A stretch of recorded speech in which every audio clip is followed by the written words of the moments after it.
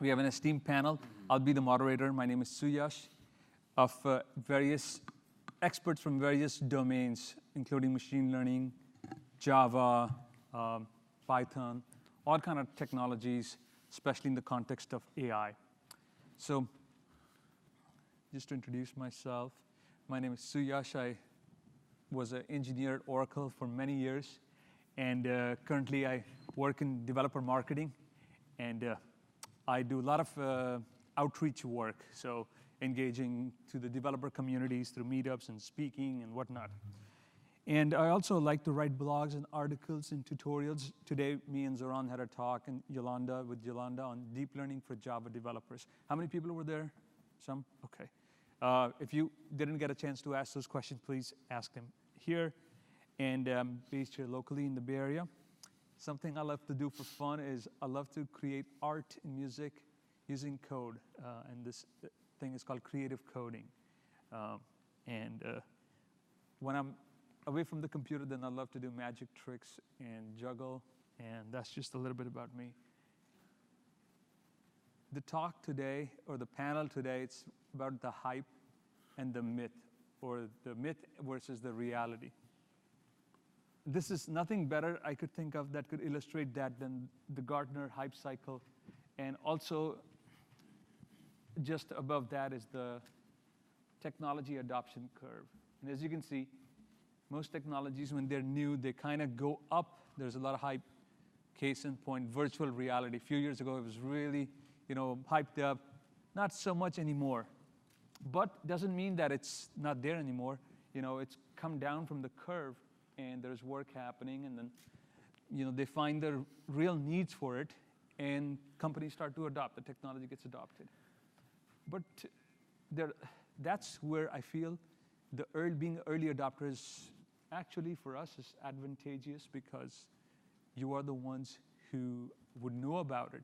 So when the hype settles down and companies are looking for people, or even during the hype, if you want to ride that wave, but it'll come down, then you can have those jobs in those fields, whichever you think they're trending. AI is trending right now a lot.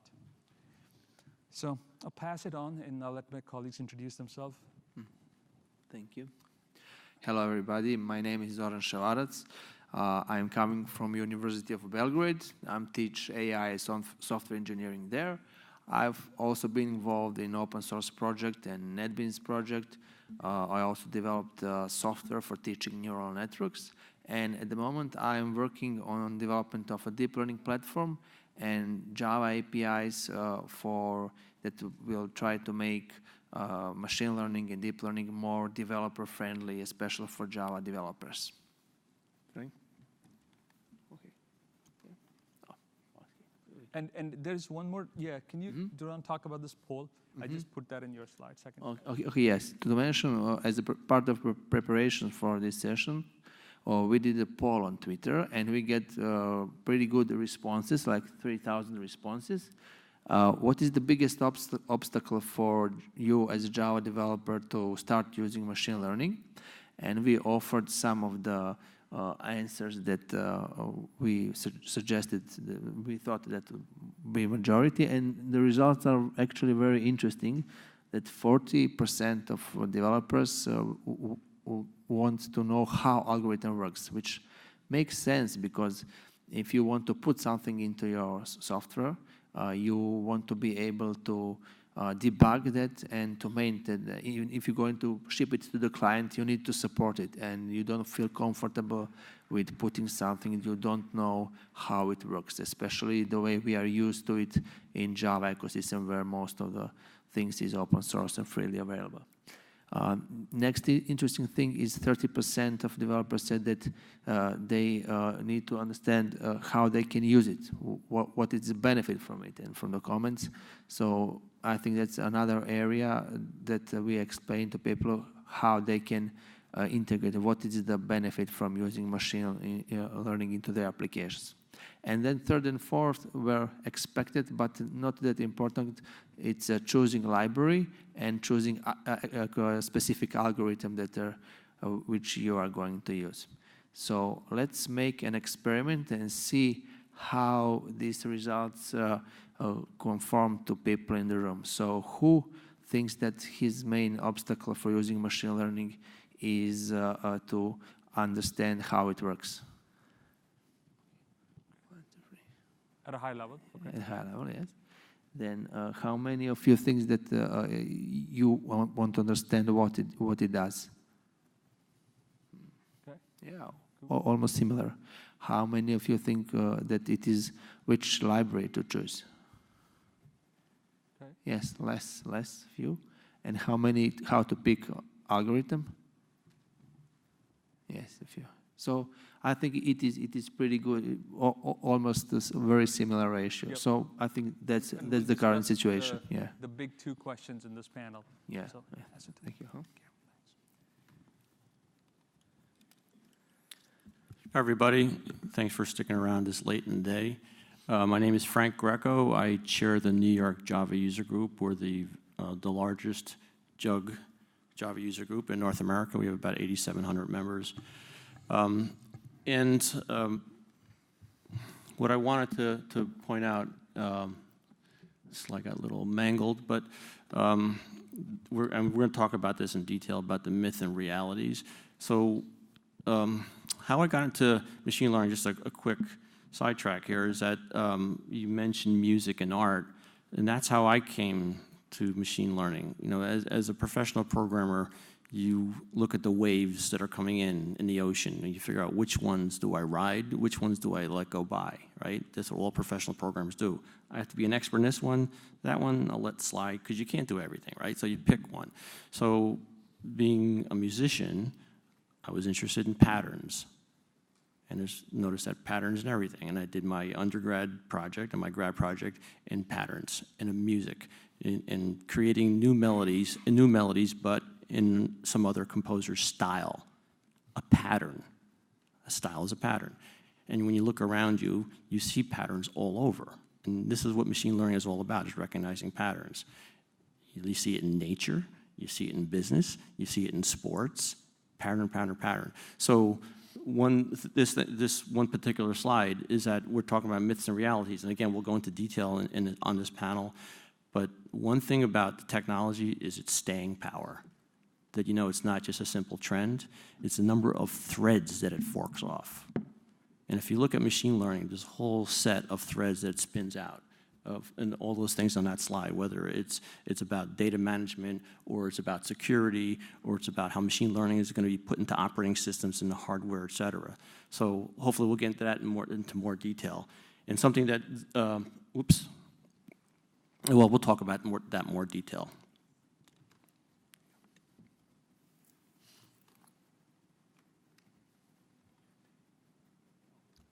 sorry, I put the wrong order. Can you hear me with this?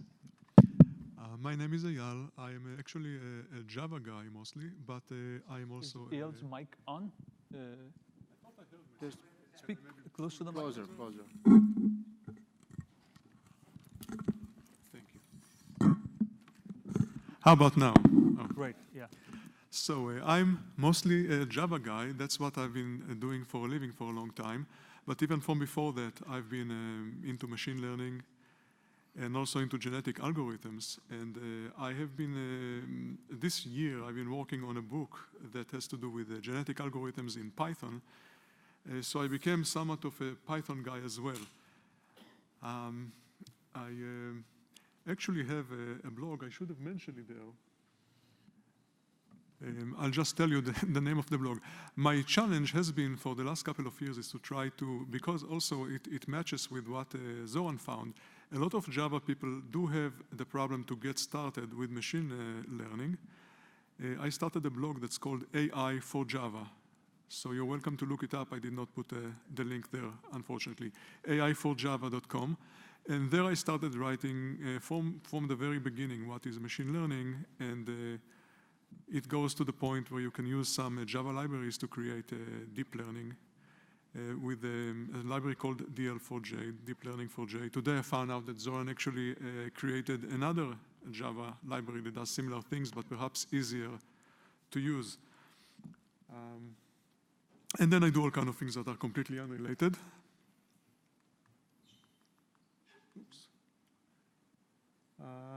You had one more slide, right? I have another slide. I don't see it. Do next. Sorry, I think I may have messed up the order. Oops, oops, oops. Go.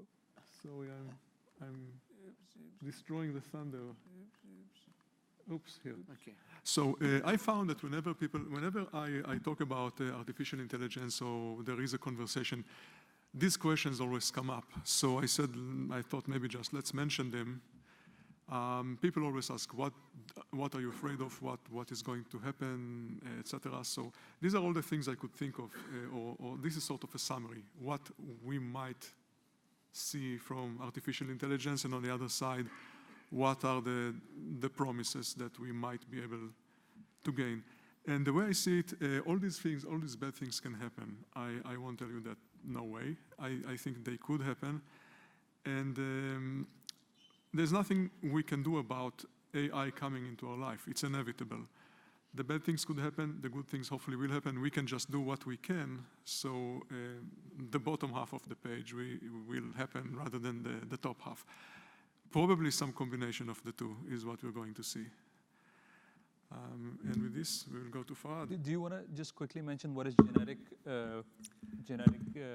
algorithm? Genetic algorithms are generally a way to solve problems, and usually problems that have to do with optimization. But optimization is also about search for solutions and about learning. So genetic algorithms actually give you a very universal problem solver that you can apply to a lot of different problems. My presentation yesterday showed how you can apply that to machine learning, how you can improve your models by, actually machine learning by itself is a kind of optimization. Learning is an optimization where you try to optimize your results. More about supervised learning. Supervised learning, there is something that you want to achieve. You want your outputs to be similar to what you know should be the outputs. So you minimize the difference between them. So it's actually an optimization problem, and you can do that with genetic algorithms, but usually the learning already has specialized algorithms, so you don't normally do that. I showed other aspects of machine learning that can use genetic algorithms. Two things are feature selection, where you try to select what inputs you want to use, because if you have too much information and irrelevant information, you can actually degrade the performance of your algorithms, of your learning. And the other thing was what we call hyperparameter tuning, where you have a model for learning. There are some parameters that you don't touch. You set them in the beginning and then you let it learn, but you can set them differently and then the learning might be better. You don't usually know in advance. So you can use genetic algorithms to find the best settings for your model and for your learning, and then when it learns, it will get the best performance. And there are probably some other aspects that We'll save that for that later. we can put in. Cool. Yeah.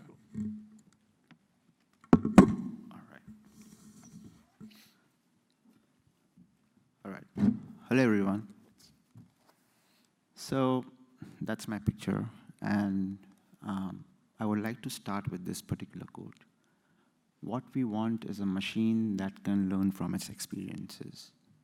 This was said by Dr. Alan Turing, and we all know who is Dr. Alan Turing. It was basically during, 1800s. So now, basically, my introduction, and by the way, this is my first time on a big stage, so I'm kind of nervous and excited at the same time. So yeah. So who am I? My name is Farad, pronounced as Farad. The last name is Pagdiwala. I work for a company called NDC Technologies in Los Angeles, and my role is that of a senior solutions architect. In my role, what I do is I normally work as an application developer come solutions architect, but then I also work as a data modeler by interfacing data from ERP and SaaS-based systems into Oracle to be consumed into BI. I always look out for certain set of data just to basically, from the standpoint to reduce noise in the data. And I normally basically do that by cleansing the data using a data scrubbing process. In my free time, I like to basically read certain books about data science. I like to basically put my hands on the nuances of Java, and I like to listen to music. And I would like to end my introduction with a small humor. And here it is. So this is a humor which I found from Twitter. It says, there's a parent which is asking a machine learning algorithm, if all your friends jumped off the bridge, would you follow them? And the algorithm says yes. That's because all of them said yes, so algorithm basically came with 100% confidence and said yes. So that's all about me. Thank you. Yes. Excellent. That illustrates the point that machine learning is not really real understanding, real intelligence, I should say. It's maybe let's start with that. What is your favorite hype or myth around AI? It's so much these days in the hype, and I would just want to toss this question. Whoever wants to take it, maybe a few answers would be great. You saw online, or you think people are saying, or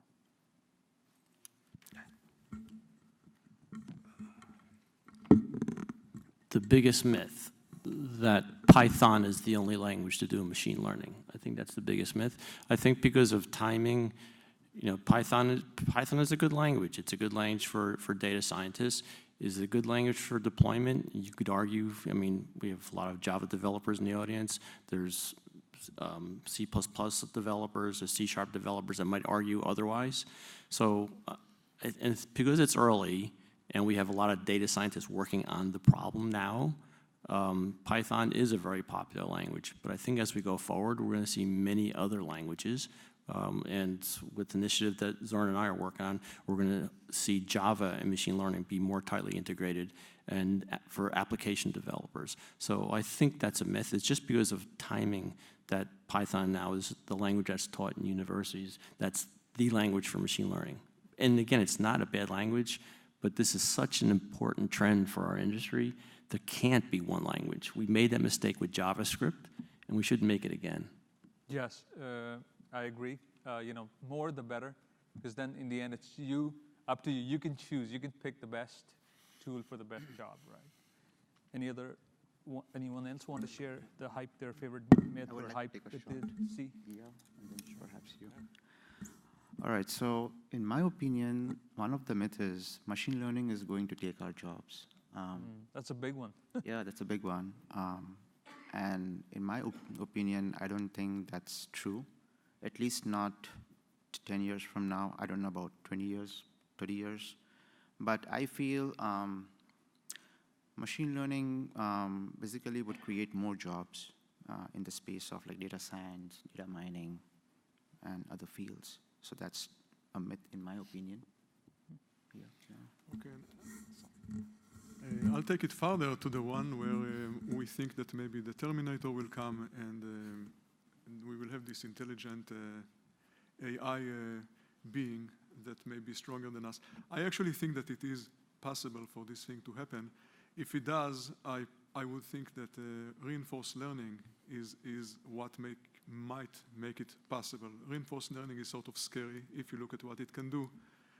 It's beyond what we normally look at. We look at supervised learning or unsupervised learning, where we try to look at data. And while reinforced learning, we have programs that learn how to do stuff that we don't really tell them. It can play a game and then figure out how to play the game after a while, and it can beat people in the game. So I think this is where things might get out of hand at some point, if it ever happens. And that's a little scary, but something you may have to deal with at some point. Hopefully not. Could I offer a dissenting Sure. opinion? So I think a lot of jobs are going to disappear. And you look at an enterprise and you look at the types of jobs. There's a Gaussian curve of like the really high-level jobs, and then there's the mid-level and low-level. The big chunk in the center, if you think about it, much of that work can be done by machines. And I think it's not going to happen 6 months from now, but over time. So I think there's a tremendous amount of job displacement. And I know in the Valley we get pundits that say like, well, people will have to learn different types of jobs and learn more about different high-tech jobs. most of the world is not educated. This is a severe problem. So when you hear a pundit say, like, we'll just learn a new type of, biological or medicine or become a doctor or another, we're talking about the average person on the planet that's not educated. You can't just say, I'm going to learn new. So I think there's going to be a tremendous amount of job displacement. And this is going to affect not just companies, it's going to affect countries. I mean, like, for example, in India, call centers are a big thing, and it provides much of the economy to India.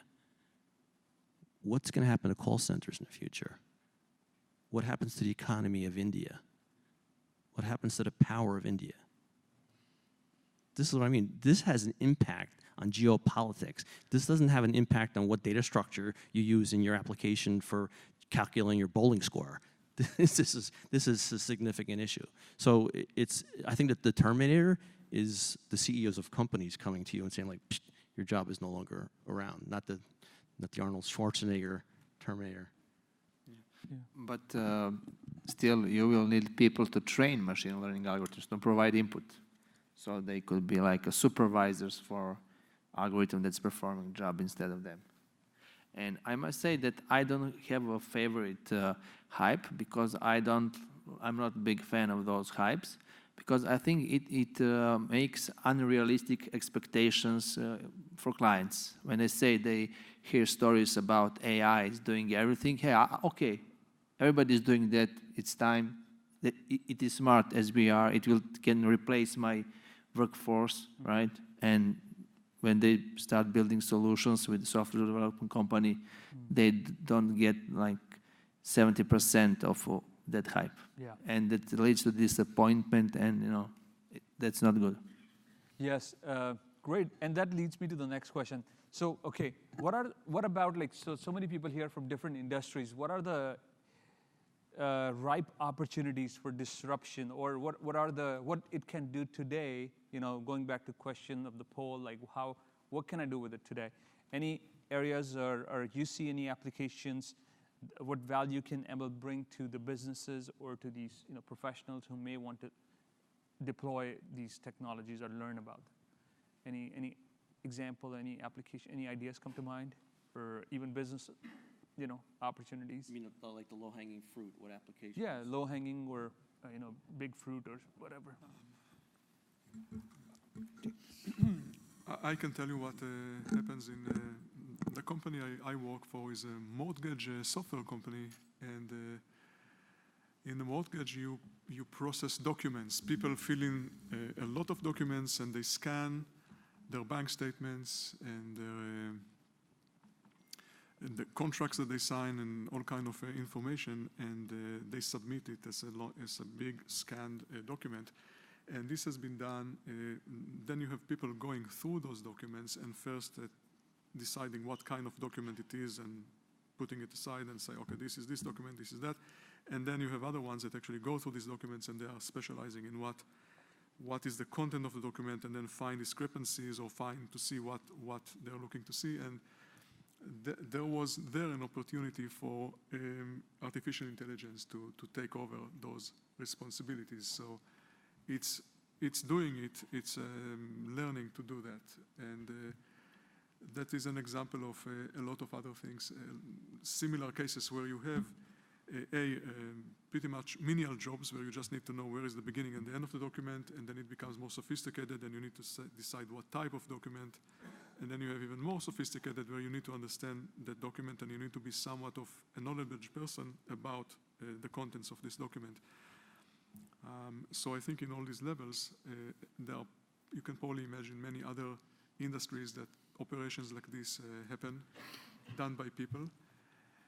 The way this is presented usually is now the software will do it and release those people to do more interesting things or better things, or you can think of it, these people might just lose their jobs, but this is what's happening, and that's what we should be looking into. I think I read a report recently that the two most popular uses of machine learning were semantic analysis, in other words, text analysis. You want to find out you can't go by coarse-grained likes on Facebook to tell whether your product is a good thing, or tweets. So something more sophisticated with analyzing the tweets and and kind of correlating that to your product, right? That's one application. So semantic analysis, and the other one is visual recognition. Obviously, it's a very popular thing where is that a cat or is that a dog? Simple things, or even something more sophisticated. I'm looking at tires for a trucking company. Said like, should that tire be replaced? Right? You're not going to rely on a driver to do that. Right? You can do that with a mechanized system for a large company. Yeah, one idea, like one I've heard use case, like Eyal was mentioning documents. So think of lawyers. They charge you so much money because they have to read a bunch of cases, prepare documents, read a lot of documents, basically, past cases to build a case for you if you hire them for your business.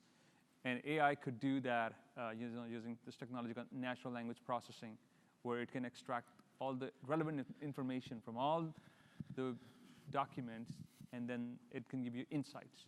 Then you can leverage them. That's one example of a startup I've seen employ that.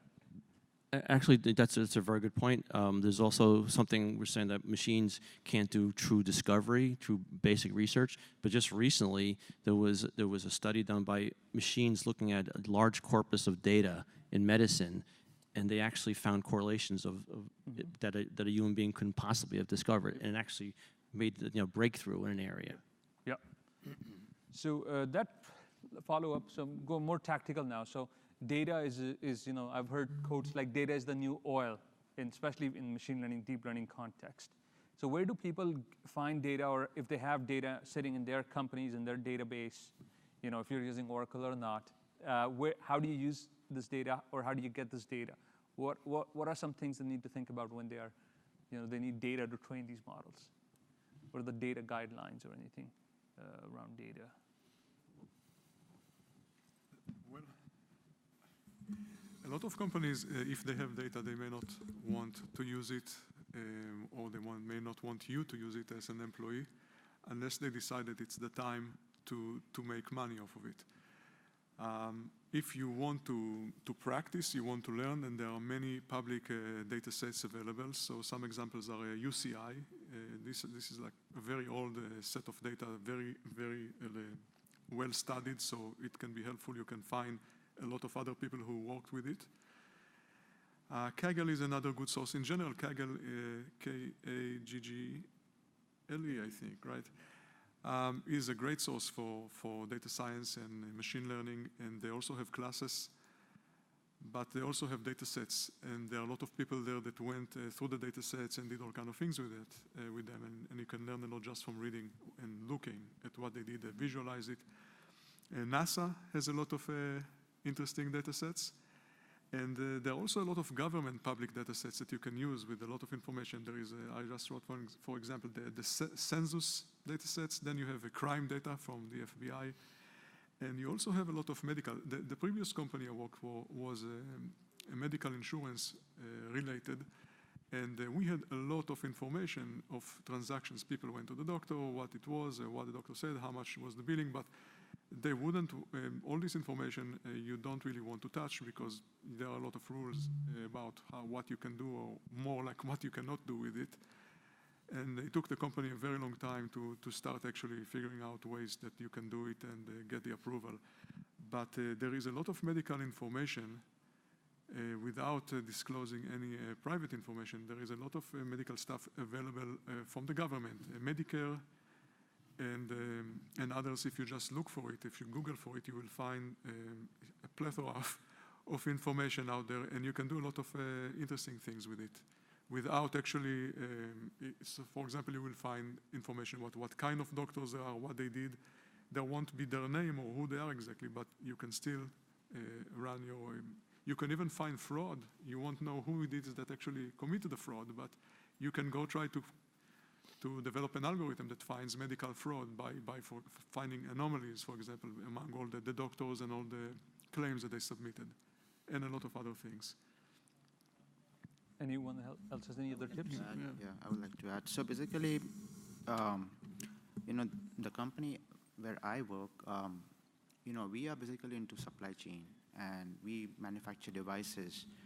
And we always have this question, which our service department always asks, hey, can you basically have a kind of a forecast as to what would be our revenue in service, for the next 6 months.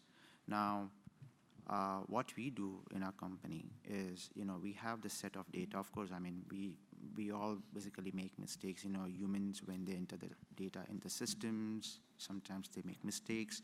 And that's why basically, we have to create models. And the way we create models is we have to first scrub the data, through a kind of a process. We bring the data into our BI. But then the next thing what we do is we ask for formulas. I mean, we want to go to the next level where, we basically have implemented Microsoft Azure. We want to use AI stack on Microsoft Azure. We want to use certain models which Microsoft provides. But we are not there yet. So what we do is we basically ask, our service department to get us the formula for calculating the forecast. And what we do is we basically write those formulas in Python, and which is in the BI. We use Power BI for our analytics. And through that BI formula, we basically calculate the forecast, which right now we are doing kind of a manual process, but we are getting there slowly. So, piggybacking on what Eyal said, yes, I mean, if you are in the medical industry, you have certain laws wherein you cannot touch the data because of the privacy issues. There are a lot of HIPAA compliant issues wherein you want to make sure whatever you are using only for your own organization.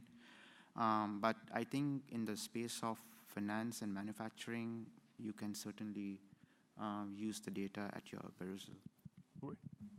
I would like just to add that it is not just having the data.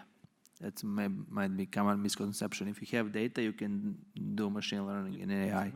Yeah, that's definitely a myth, yeah. What is important is to first understand what business value, what problem are you solving, what are you want to get from the data, what can be used. It's not just us developers playing with some machine learning algorithms and libraries, and let's see if we'll manage to pull out something out of that. Right.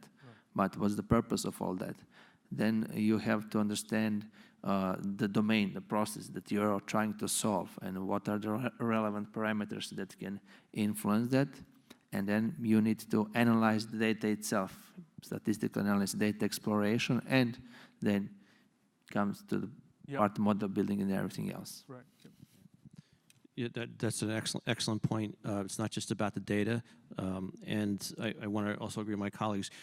At this point in time, there's many data sets, public data sets out there that you can search. I know, like a few weeks ago, Google announced another source of data sets that you can search through. Obviously, it's Google; you can search through it.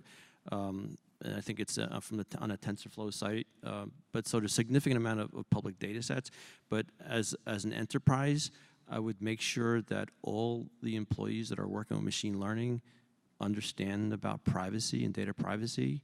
And if you don't, your company can get in serious trouble. So I would suggest you have your employees, anybody working with the machine algorithm, with the data, to be aware, maybe to take classes or make sure they understand about the privacy issues. That's a big issue.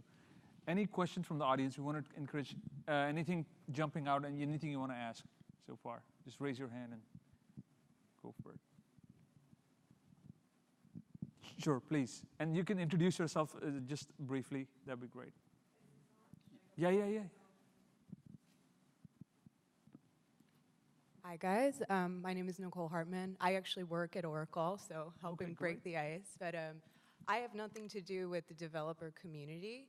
I'm mostly interested in this as sort of a passion project, so just no technical question here. Sure. My question is more about coming from the angle of diversity and inclusion, right? Because we've all read the news and seen some of the early adopters and how they got that challenge to be highlighted in today's society. I think I heard some interesting sessions from Global HR here talking about how diversity isn't something you do. It's not an operation. It's not a checklist. It's something you feel. You feel included or you feel trust. So I'm just going to leave it there. Can you guys speak to what your mindset is about that myth of AI or machine learning could go either way? It could be inclusive or it might not. Can we talk about that a little bit? Yeah, what do you guys on? Well, I think that it depends primarily of us, how we use it, like any other thing.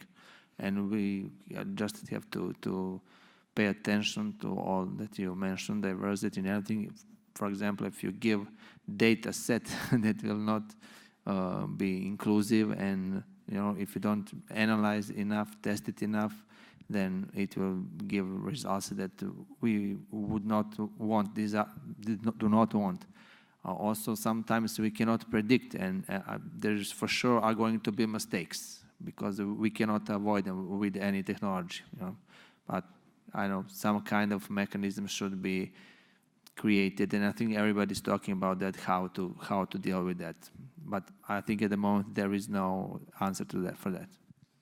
There certainly is no definitive answer, and it's not just a U.S. thing either, because I've been on discussions in other countries, like in Nigeria and in India, and diversity means different things, slightly different things, and we have to be really careful, and I think this is opening the eyes of a lot of countries about diversity and bias, racial bias, sexist bias.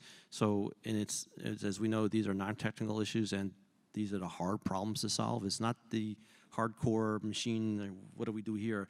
This is, and I think people are starting to think about that heavily, but this is going to take a while to kind of, but the point is about that machine learning today is that make sure that the data is unbiased. Now that's easy to say. That's very easy to say, but it depends again on the business case. And there's legal things too. Diversity is not just a feel. There's legal issues regarding diversity and different laws in different countries too. Yeah, I would actually, concur with what just Frank said. Diversity. Speak close to the mic. Yeah, diversity is something which can have a social impact as well. Especially in third world countries where they don't understand religion. There's religion. There are a lot of other various factors which come into play. Yeah, I mean. Yeah, I think diversity is, like he said, everybody said, I agree. And every AI conference you go now these days, there is a panel or there is a session around ethics. And I think that conversation needs to happen more because case in point, like AI applications are being deployed in legal, like law cases to determine who would commit a crime, almost like the Tom Cruise movie before the crime is committed, or police agencies are using it. But like they said, if the data is not trained, then it's going to make these people as suspects. And then the questions become, who's responsible? Is it the government agency responsible, should be held liable for wrong prediction? Or should it be the engineers who build it? And so that's, because it's like a black box. And somebody had a mention about AI interpretability. It's hard to interpret why it made this decision. I think part of the problem is that once you give it to the AI to do, then it's like blameless. You said the computer said it. Yep. It's not like anything that we did. Yeah, and the important thing is if you're using it with the assumption that the history will repeat, and the same data that you use for building model, the reality will look the same, but the reality will change. And when it changes, you need to retrain, but you don't know that you need to retrain before it has made mistake. Yes. So that would be Yes, and we can think that like machine learning, this isn't, to me, it's not computer science. This is like a social science, right? It's not really a hardcore science because it involves so much beyond just the bits and bytes part, right? It involves many other things. Yep. Any other questions jumping out? Anything else? I have a career question. How many people are Java programmers here? Okay, just quick question, quick answer on this, and I see one more hand. We'll go to that person. What about so a lot of people are Java, and we heard Java. Machine learning has been taken over by Python world, like Frank was mentioning earlier. Can those two worlds come together? Is there a possibility, or Java developers so that they are not left behind, or people from other languages, PHP, other things? What can they do? Everybody need to jump ship and learn a new engineering thing? Or? Any ideas or anything?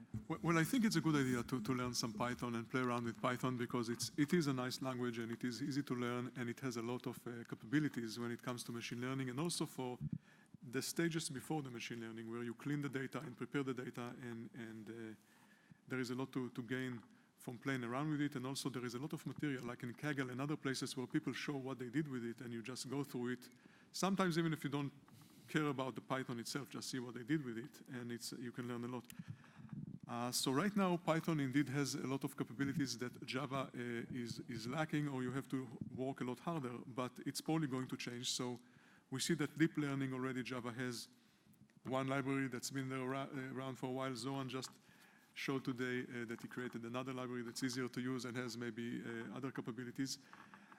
There are some things that Java still doesn't do, but probably will do over time.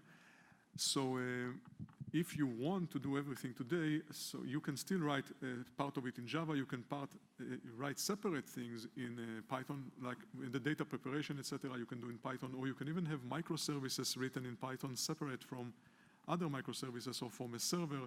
You can develop an architecture where perhaps isolated parts are Python. But I also just came from the previous presentation I went to was about Graal VM. And they actually show that on Graal VM you can have several languages directly working together on the same JVM and calling each other. And they actually had an example of the guy who presented showed that in his company the data scientists like to use R, but it could have been Python just as well. So they have their code written in R, and then they have Java code that directly calls into can actually instantiate a context where it runs inside that context. It runs R programs. It sends them input, gets the output, and all this runs actually on the JVM at the lower level. And the JVM actually can become native in this case, so it can run very fast. So there are ways to combine. And generally speaking, there is some tendency. Just keep it short. We're running out of time. Okay, Frank, you want? Yeah, just you want Go ahead, Frank. real quick. Just stay tuned for a Java for ML initiative that Zoran and I are working for. So stay tuned. Yeah, there's a lot of stuff coming. Great stuff. Question from the gentleman over there, and then I'll come to you. Quick question and just quick intro. So my name is Eric. It's a pretty similar question. What's your background? Just quickly so people. Oh, I'm a software engineer. Okay, great. And I guess the question I have is, I guess from developing, like you guys are developing Java libraries to do machine learning right now. What sort of benefits have you seen using Java versus Python? Well, I didn't hear. Java versus Python. What sort of? I'll go quickly. So Java is enterprise software stack. Java is like the leader. Then there's .NET. So this current stack in most of these companies is running some kind of Java EE stack. So being able to leverage, if they're deep learning libraries, TensorFlow for J is one, DL for J, Zoran's library, DeepNets, then you don't have to change too much in your stack. You can plug it in and it works well. And we did a demo on that. That's a benefit.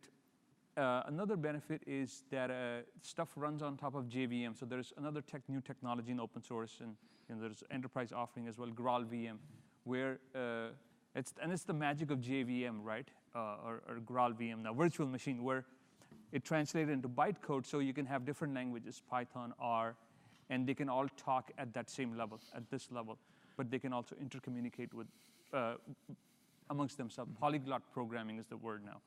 Yeah. I would just to say easier integration in your existing application and integration in your tools, software development tools. Yep, we're out of time. Okay, one quick. No, I thought it was very worth mentioning. I have done machine learning development, and I found that the majority of the work that I do has nothing to do with actually creating models or anything like that. Yep. There's a lot of what we would call non-glamorous work of Yep. obtaining data, cleaning data, Yep. in order to create a pipeline to actually make a production quality. Absolutely. Is the majority of the work we do. Yes. I think it's worth mentioning. Yes, That's the yes. myth of machine learning is so glamorous. It is. Absolutely, absolutely. And Right. we are coming to an end, and would like to thank everyone here. So there is a lot of hype. I would say go learn it, but then also leverage your current skills, because whatever you know, you can leverage that. You shouldn't discard that and then start, because we will need people who do software development and they can deploy these models. Or the new term is called ML Ops. All of this work somebody has to do, so DevOps background. Thank the panel and everyone here. And we'll be hanging out, and further questions are welcome. Thank you very much.